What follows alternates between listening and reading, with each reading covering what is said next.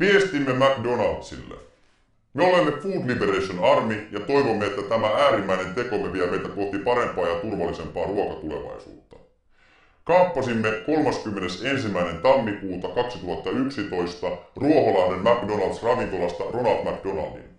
Mikäli ette vastaa kaikkiin esittämiimme kysymyksiin, teloitamme Ronaldin perjantaina 11. helmikuuta kello 18.30. Me rakastamme hampurilaisia, ranskalaisia ja McDonald'sia, mutta emme voi enää katsella vierestä, kun rakastamamme ruoka tuhotaan ja saatetaan häpeään ahneuden ja välinpitämättömyyden takia. Hampurilaisinne ovat toimintanne lyhytnäköisyyden johdosta muuttuneet lähes syömäkelvottomiksi. Siksi haluamme auttaa McDonald'sia pelastamaan ruoan. Teemme teille listan kysymyksiä, joihin haluamme vastauksenne. Toivomme, että vastauksenne saavat teidät ymmärtämään rakastamamme ruokakulttuurin rappiotilan ja tarvittavat toimenpiteet. 1. Miksi ette ole avoin tuotteidenne valmistusprosesseista ja raaka-aineista? Mitä pelkäätte? 2. Kuinka monta tonnia kierrättämätöntä jätettä tuotatte vuodessa? Miksi ette julkaise tätä lukua? 3. Käytättekö toiminnassanne epäeettisiä tahoja, kuten laittomia siirtolaisia? Miksi? 4. Miksi ette kanna vastuuta edustamanne ruokakulttuurin seurauksista? Miksi ette pyri toimimaan liikalihavuutta, diabetestä ja niiden seurannaissairauksia ehkäisevällä tavalla?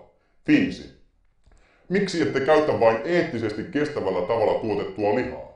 Eikö mielestänne hyvän, puhtaan ja mahdollisimman lääkevapaan eläimen lihan kasvattaminen ihmisruuaksi pidä olla kaikkien tavoite? Miksi se ei ole teidän tavoite? 6.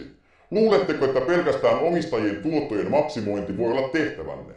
Mitä luulette, että kävisi, jos alkaisitte tuottamaan laatua asiakkaillenne? 7.